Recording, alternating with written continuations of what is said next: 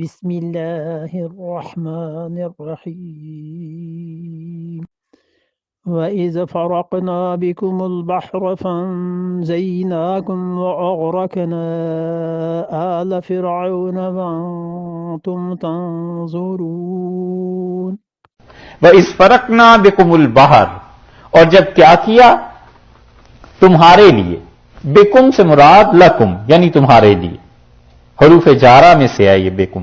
وَإِذْ فَرَقْنَا بِكُمُ الْبَحْرَ، اور جب تمہارے لیے سمندر کو، دریا کو، اللہ نے باہر کو ٹکڑے کر دیا، الگ کر دیا، تفریق ڈال دی۔ دونوں ترجمے کیے گئے ہیں کہ ایک تو یہ کہ اس فرقنا بکم البحر، اللہ تعالی نے تمہارے لیے دریا کو کاٹ دیا، تفریق کر دی، اور ایک یہ ہے کہ تفصیل کر دی۔ تفصیل کا مطلب یہ کہ ٹکڑے ٹکڑے کر دیا اور مزید کئی حصوں میں تقسیم کر دیا۔ فَأَنْجَيْنَاكُمْ، ہم نے تمہیں بچا لیا۔ عربی جو یہاں پر استعمال ہوئی ہے نا، اس کا مطلب یہ ہے کہ ہم نے دریا کو تمہارے لیے ٹکڑے کر دیا اور ہم تمہارے ساتھ تھے، ہم تمہیں نجات دے دی، ہم تمہیں اپنے ساتھ لے گئے دوسری طرف کو، یعنی جیسے کہتے ہیں نا ہم تو تمہیں گود میں اٹھا کر لے گئے۔ یہاں پر تقریباً وہ مفہوم بنتا ہے کہ بنی اسرائیل میرے اس انعام کو یاد کرو کہ جب یہ ہوا تھا، اور بنی اسرائیل یاد رکھو جب وہ دریا ٹکڑے ٹکڑے ہو گیا تھا تو پھر ہم نے کیا کیا فَأَنْجَيْنَاكُمْ، ہم نے تمہیں نجات دے دی، یعنی بہت ہی محبت اور تعلق کے ساتھ ہم تم لوگوں کو ادھر لے گئے تھے۔ ہے مارکر، اچھا ہاں یہ پڑھا۔ ایک لفظ آپ کو بتا دیں، پچھلی آیت میں خیال آیا پھر بتا دیں، پھر خیال آیا ابھی بتا دیں، کہیں موقع ملے نہ ملے۔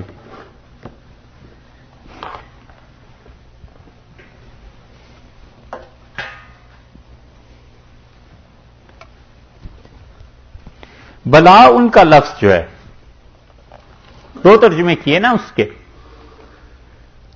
اچھا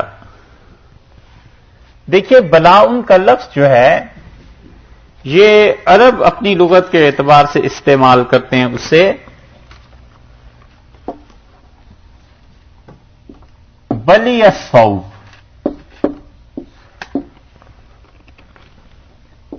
اور بلی الثوب کا مطلب ہے ثوب کا، کپڑے کا وہ سیدھا ہو جانا، پرانا ہو جانا۔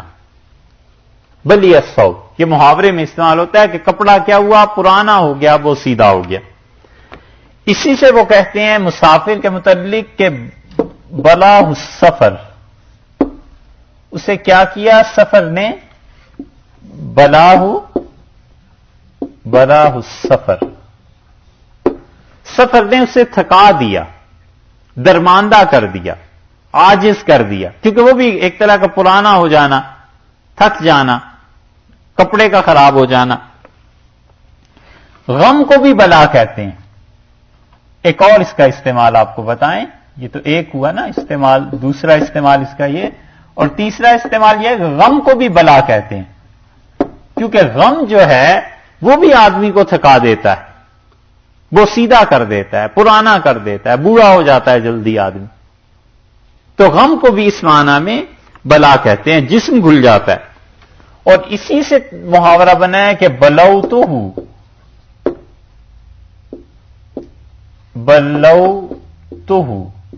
میں نے اسے کیا کیا، آزمایا، اس کی آزمائش کی۔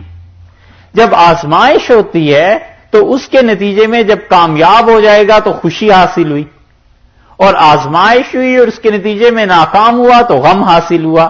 اس لیے اس بلا کو دونوں طرح استعمال کیا جاتا ہے۔ بلوتو میں نے اسے آزمایا، وہ کامیاب ہوا تو خوشی حاصل ہو گئی، تو اس لیے بلا کو خوشی کے معنی میں بھی استعمال کرتے ہیں۔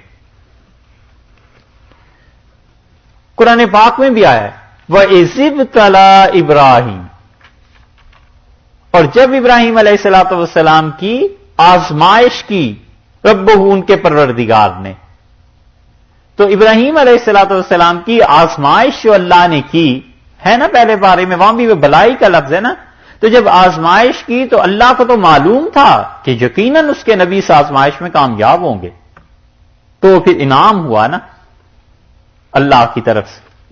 خدا کو پتا تھا کہ ہمارے نبی علیہ الصلوۃ والسلام ابراہیم علیہ الصلوۃ والسلام یقیناً کامیاب ہو جائیں گے, تو اس وجہ سے اس کو کہا کہ وَإِذِ ابْتَلَىٰ إِبْرَاهِيمَ رَبُّهُ, اور حضرت ابراہیم علیہ الصلوۃ والسلام کی آزمائش کی ان کے پروردگار نے, فَأَتَمَّهُنْ, تو انہوں نے جو آزمائش تھی اس میں پورے اترے.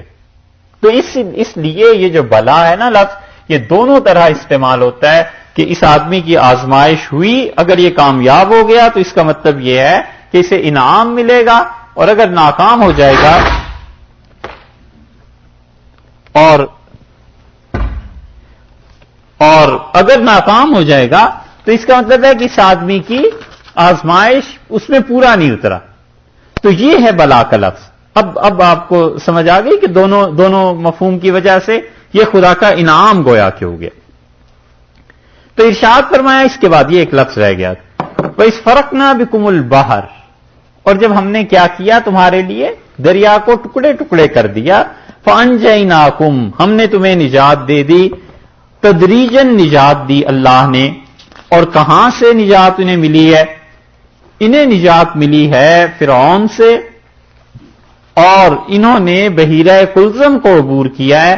عام طور پر لوگ یہ سمجھتے ہیں, اور بہت سے لوگوں نے لکھ بھی دیا ترجمے میں, کہ انہیں نجات ملی اور یہ دریائے نیل کو کراس کر کے گئے, جبکہ دریائے نیل اس طرف کو پڑتا ہی نہیں ہے, اور یہ بہت بڑی ایک طرح کی تاریخی غلطی ہے جس کو لوگوں نے لکھ دیا. لوگ نیل سمجھتے ہیں کہ دریائے نیل ٹکڑے ہوا اور یہ نجات انہیں مل گئی. دریائے نیل نہیں ہوا, بحیرہ کلزم تھا, اور بحیرہ کلزم کا بھی ایک خاص حصہ تھا, وہاں سے ان لوگوں کو نجات دی گئی ہے. مولانا عبد الماجد دریابادی رحمت اللہ علیہ نے اپنے ہاں یہ چیز نقل بھی کی ہے, اور انہوں نے نقشہ بھی اس کا دے دیا ہے. یہ نقشہ اس کا آپ کے سامنے ہے, آپ بھی بیان سے فارغ ہو کے اس نقشے کو دیکھنا چاہیں تو آپ اسے دیکھ بھی سکتے ہیں.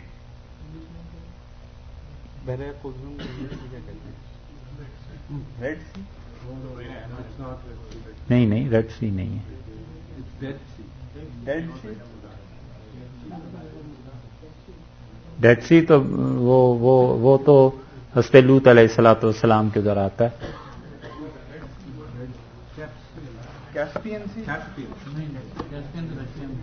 کیسپین رشیا میں دیکھیں گے, چلیے پھر دیکھتے ہیں اس کو. اچھا,